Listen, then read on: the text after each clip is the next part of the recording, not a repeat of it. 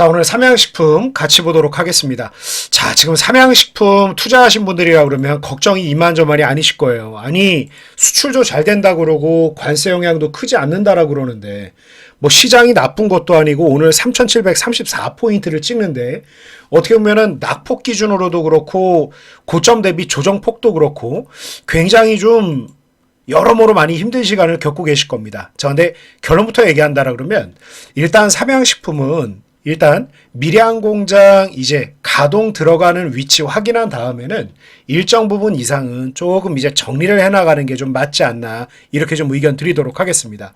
자, 이 결론부터 얘기한다라 그러면 이 불닭볶음면 시리즈 엄청난 파급력이죠. 그리고 워낙 우리나라 이제 음식 그런 식음료 이런 회사들 자체가 워낙 자산주에다가 캐시카우 사업부 안정적으로 가지고 있다 보니까 뭐 롯데그룹주들 다 그렇듯이 그냥 그렇게 주가 움직임 자체가 크지가 않아요.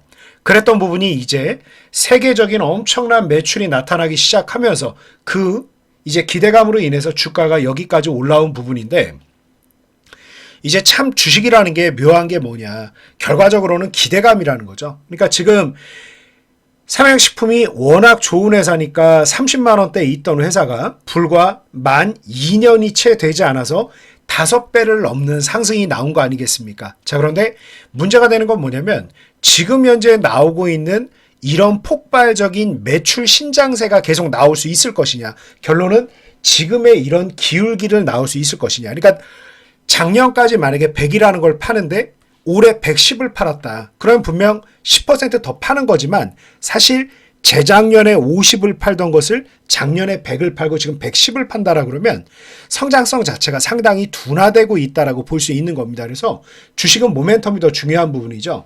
그래서 지금 일단 미국 시장은 뭐 3분기 실적을 열어놓고 보니까 아니나 다를까 관세 영향에 조금 민감한 움직임이 나왔죠. 그러다 보니까 이제 지난 분기 대비해서도 그렇고 한 10% 가까이 조금 역성장을 좀 했습니다. 그런데 중국 시장이 거의 2배 가까운 매출 신장세를 보이면서 강한 움직임을 보였죠. 그런데 여기에서 이제 지금처럼 이런 빠른 파급력이 계속 나타날 수 있을 것인가 이 부분 조금 이제 고민되는 부분이 있다. 그래서 지금 보유하고 계신 분들은 아니 무슨 소리냐 불닭볶음면이 얼마나 잘 팔리고 있냐 저는 이거를 아모레하고 비슷하게 생각하시면 된다 이렇게 말씀을 드릴 거예요.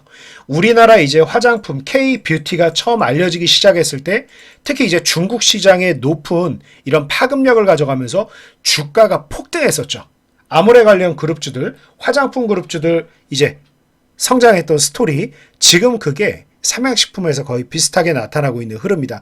매출 전체적으로는 유지도 될 것이고 잘 이어질 것입니다. 그런데 아무래도 성장하는 속도 자체에 대해서는 한계가 있죠. 그래서 식음료라든가 이런 필수 생필품 관련된 기업들은 조금 이제 모멘텀에 대해서 우리가 깐깐하게 좀 봐야 될 필요가 있다. 그래서 지금 삼양식품은 그래도 이제 연말 연초 구간 이제 또 한 차례 긍정적인 움직임을 만들 여지가 굉장히 많습니다. 그래서 이제 이 움직임까지만 보고 이제 관세에 대한 불확실성만 조금 진정이 된다라 그러면 얼마든지 문제가 없는 부담이 있고 그리고 무엇보다 밀양 2공장 가동을 통해서 해외 판매 물량 많이 늘릴 수 있고 프로모션 비용들을 낮출 수 있는 부분이 있기 때문에 긍정적인 측면이 많습니다. 그래서 한 차례 빠져나올 기회는 분명히 줄 겁니다. 그래서 신규 매수까지 제가 공격적으로 말씀드리지는 않겠습니다만 이 정도 수준에서 잘 매도하면서 대응 진행하라 이렇게 의견 드리겠습니다. 그래서 목표 가격은 한 150만 원 즈음대까지 느긋하게 한번 끌고 가보고